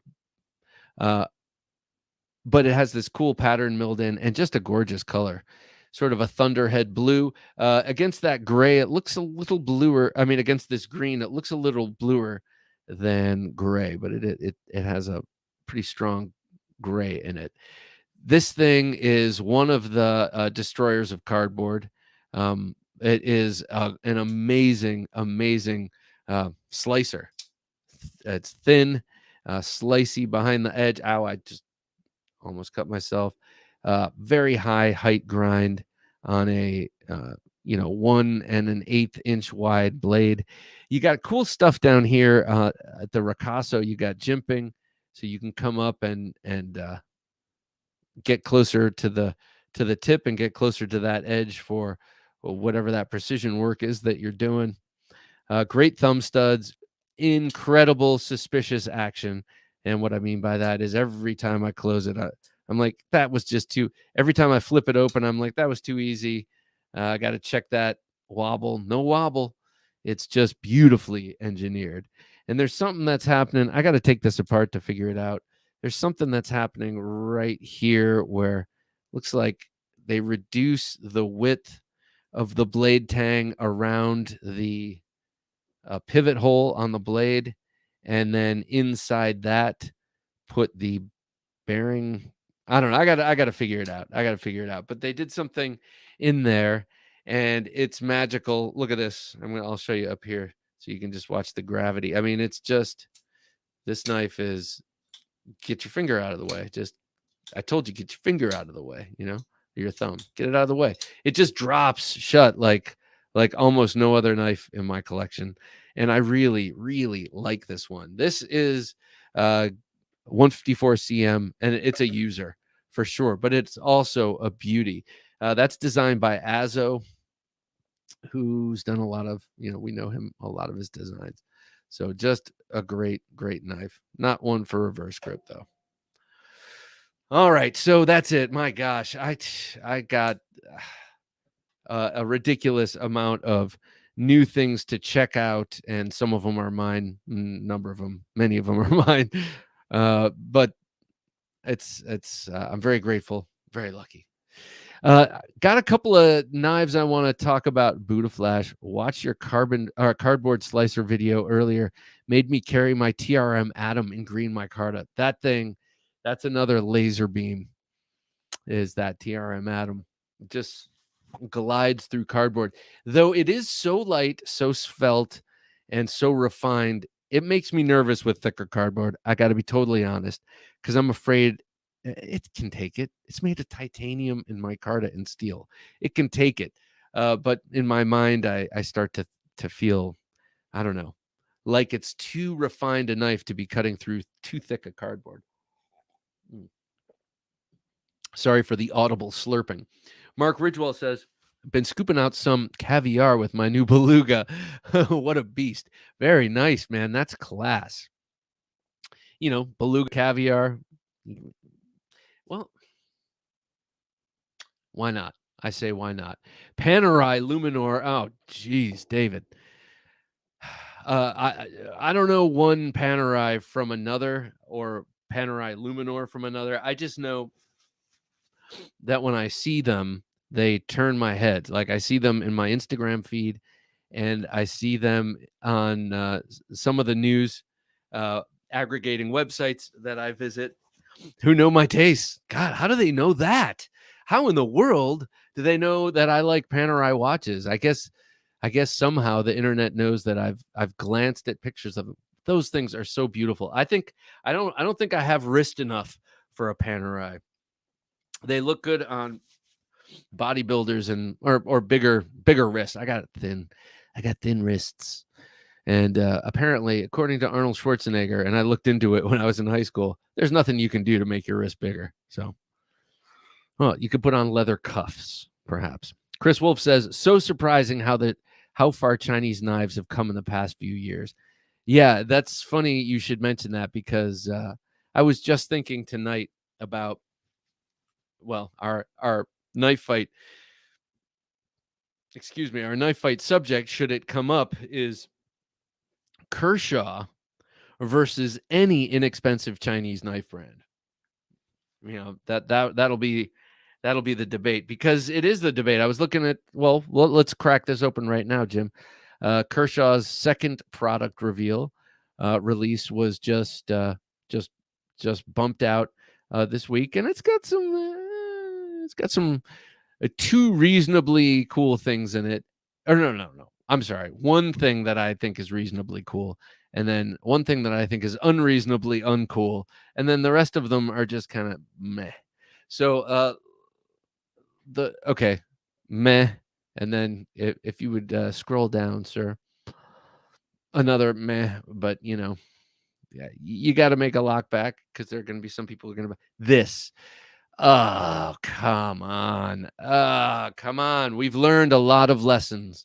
About karambits. And I feel like one huge lesson is don't make them. No, I'm just kidding.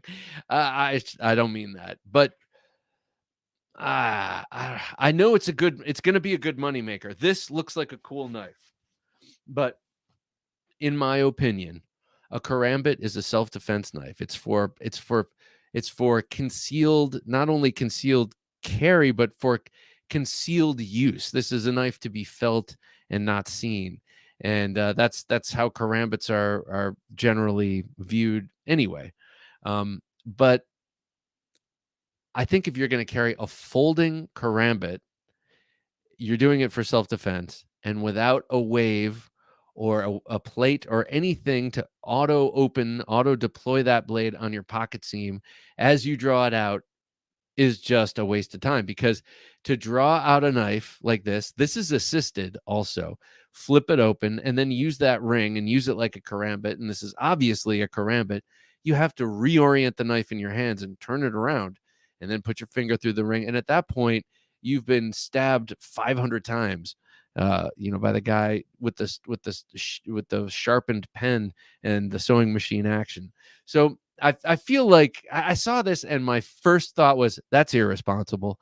And then I stopped and said, well, that was an old fart thing to say. What do you mean by that, Bob? That's irresponsible. And then I explained to myself, well, this is a knife that they want to sell because it looks cool, but really for its intended purpose, it's not adequate.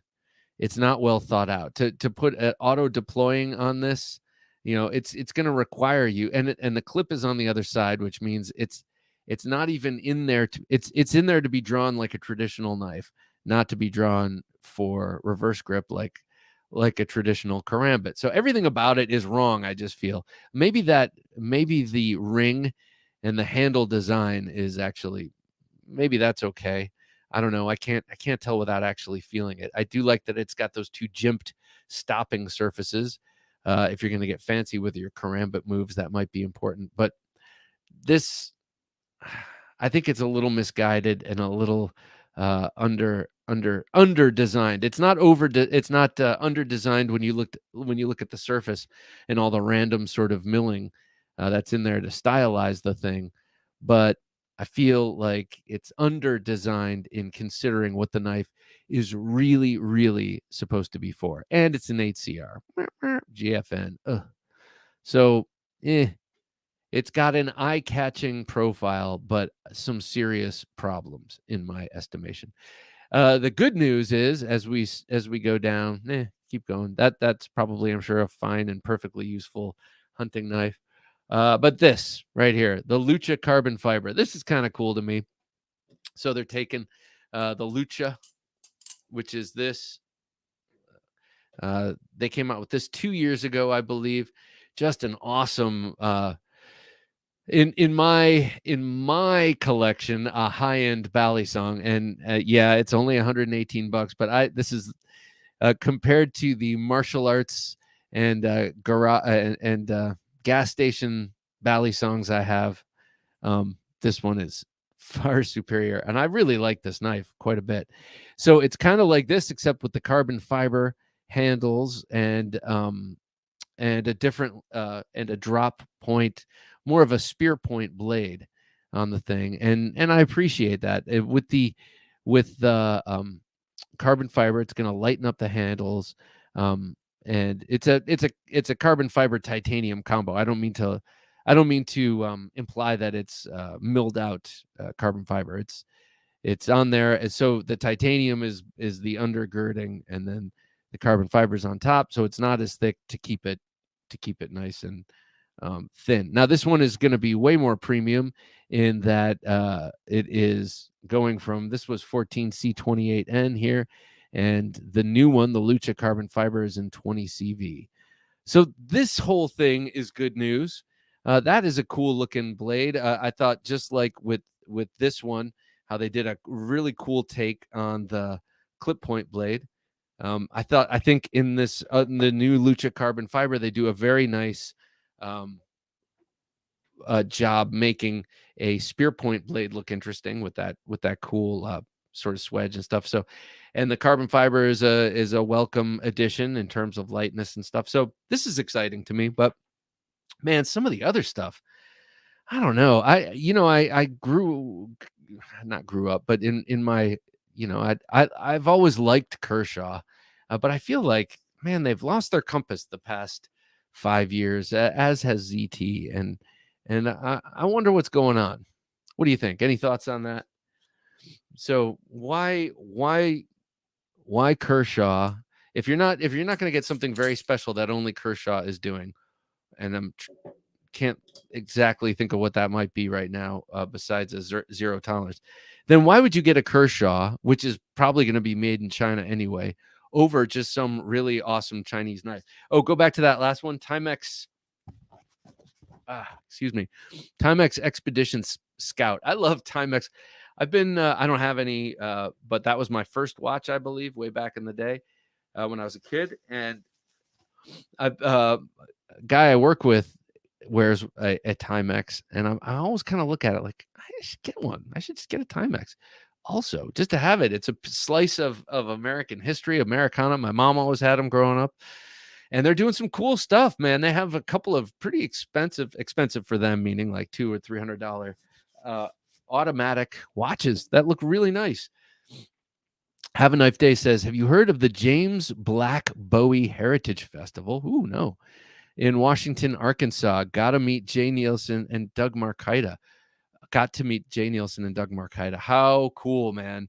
That is really awesome. I met Jay Nielsen I've met on the show before here, but then I met him in person at Blade Show, and it was so cool to meet him. He had some tragic news.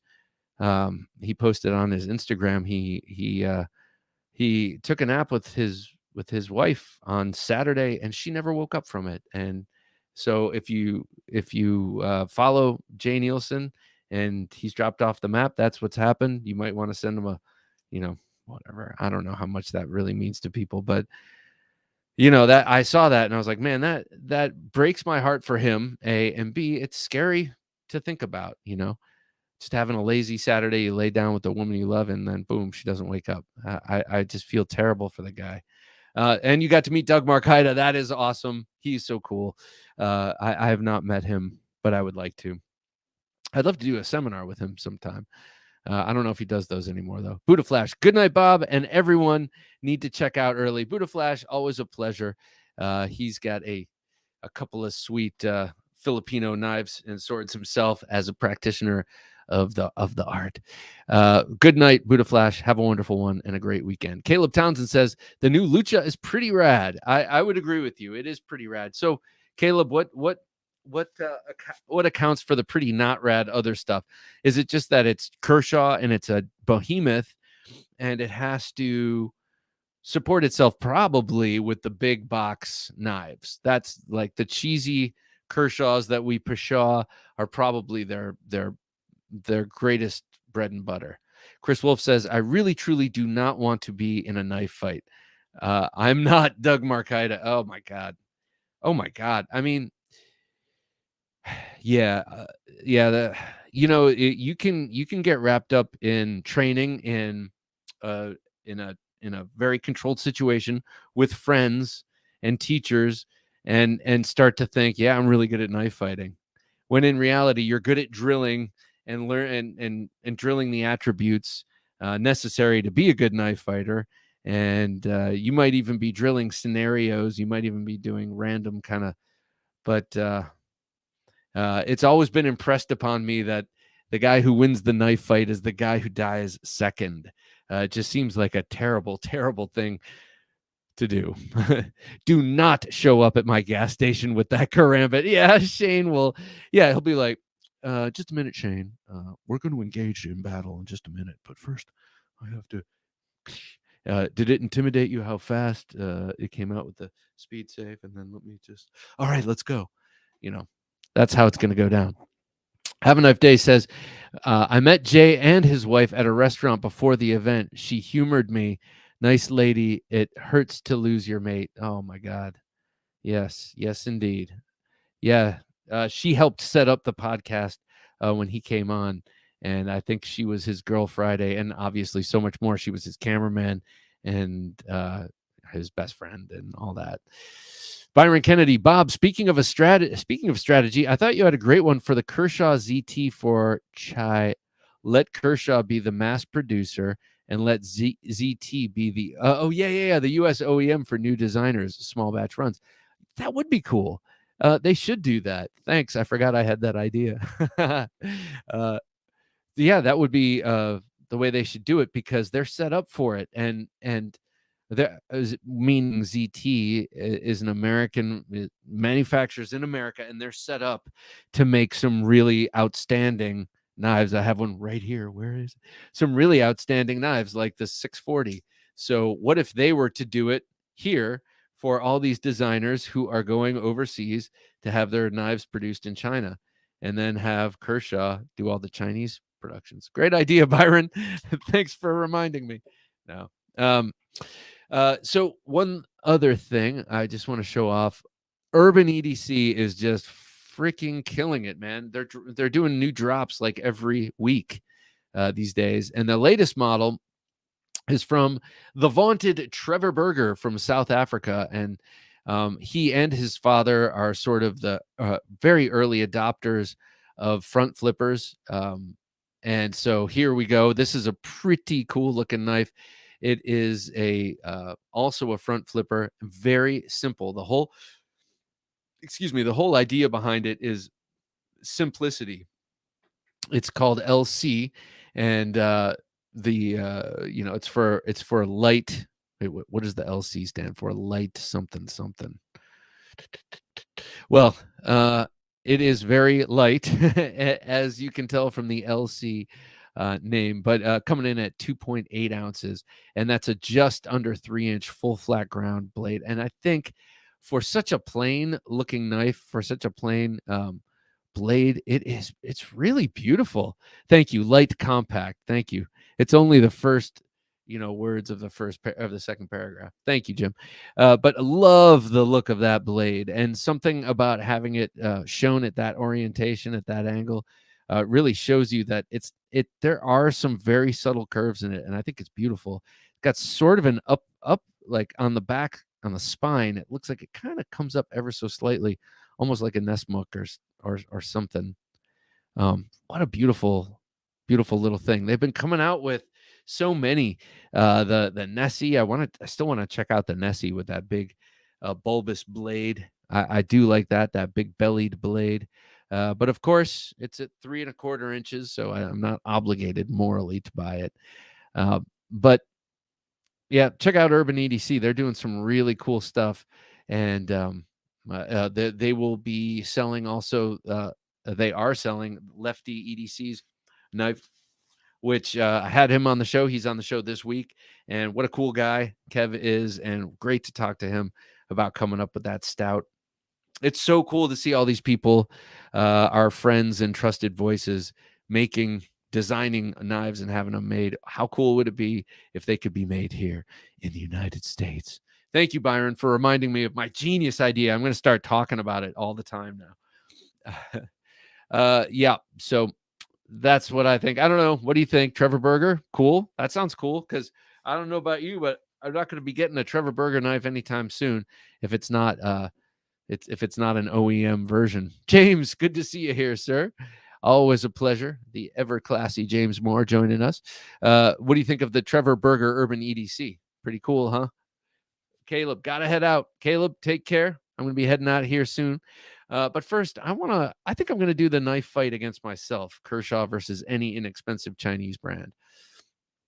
That's a classic design similar to the original by Fred Berger. That's his dad, I guess. And Mike Skellum, modernized by Trevor Berger in the EXK models. Okay. And as I understand it, they were both Fred and Trevor early adopters of the front flipper. And I think that's cool. I am no longer saying I'm not good at front flipping. I think I had a couple of, I don't want to say duds, but knives that weren't optimized for my hand or whatever, and I got better at it. So now I'm starting to like them more and more. And there are a lot of incidental front flippers out there, like the Mekong Delta Combat Folder, where the tang just protrudes ever so slightly, and you can get a good flip off of it. But I know that's not the real deal. All right, so let's get to this knife fight.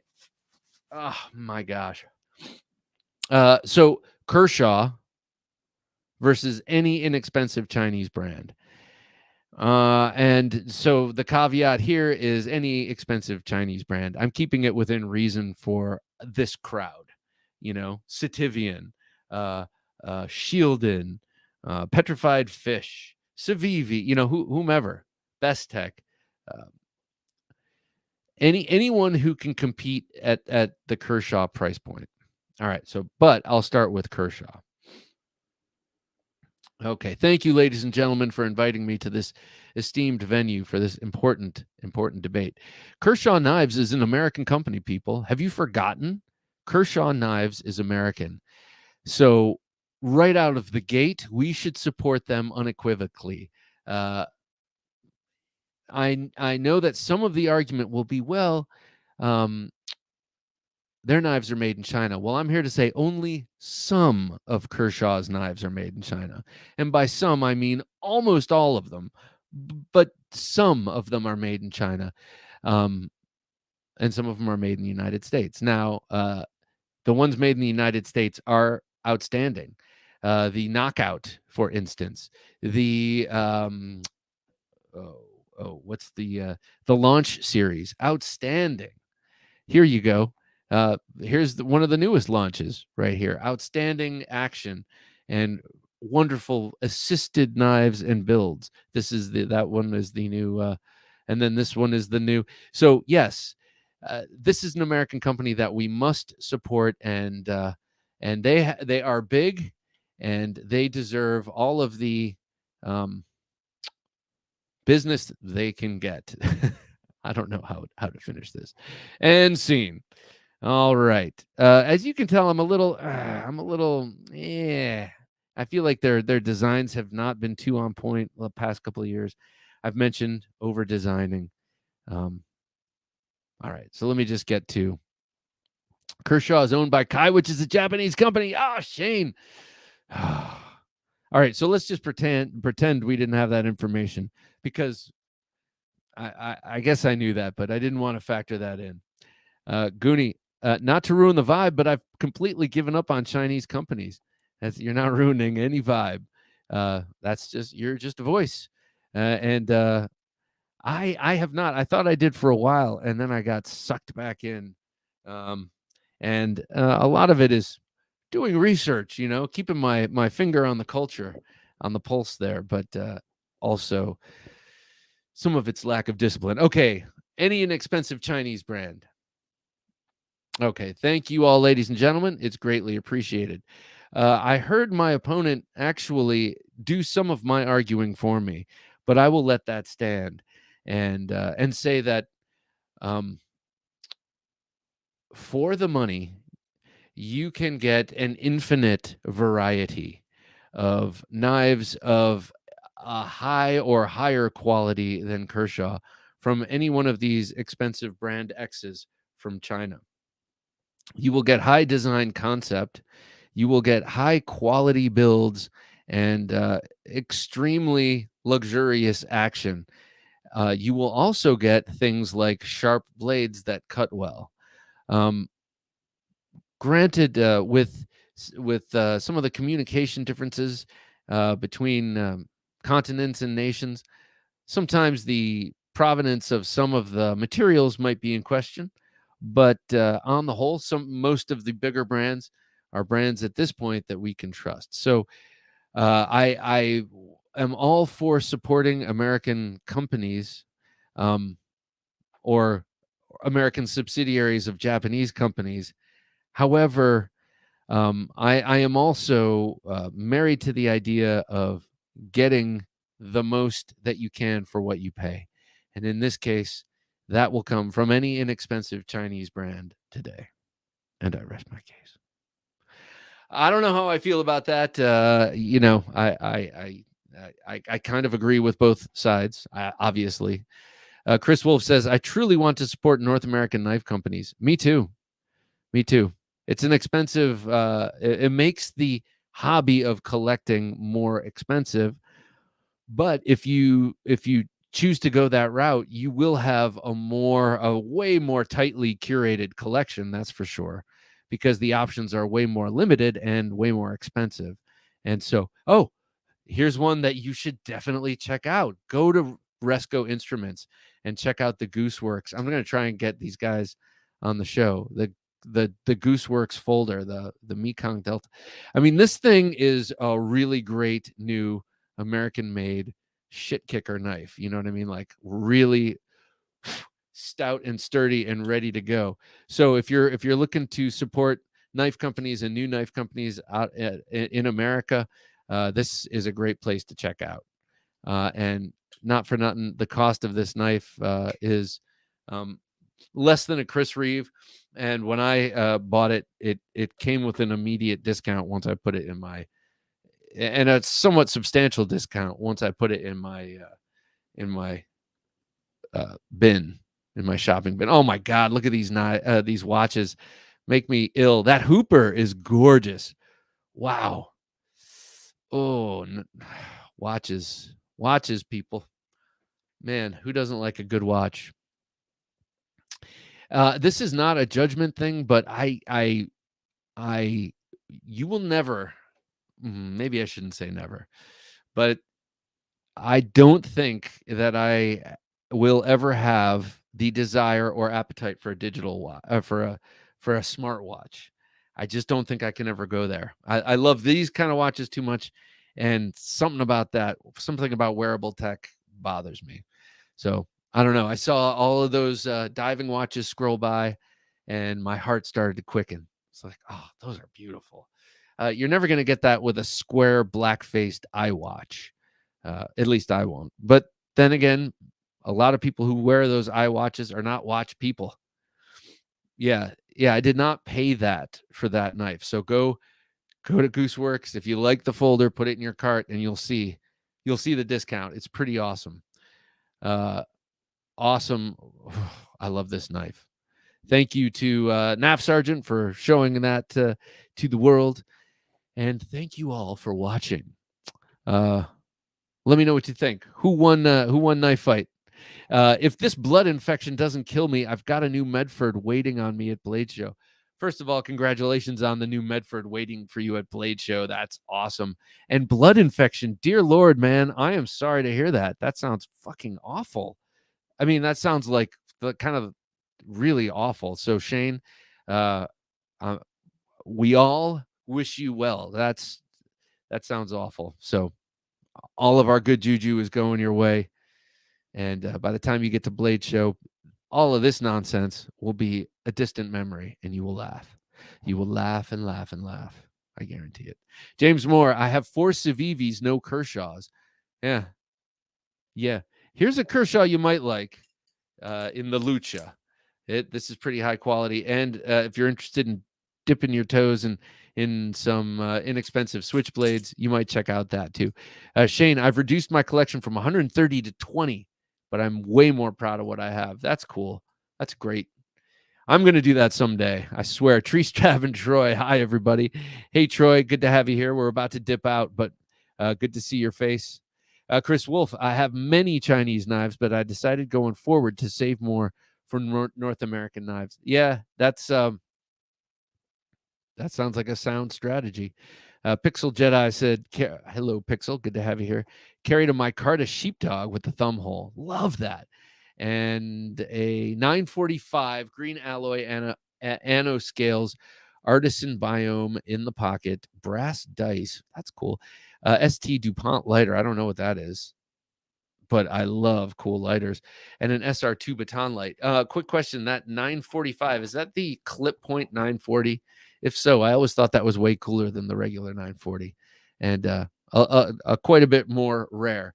Ask me about my knife collection, people. Do, and you'll get an earful.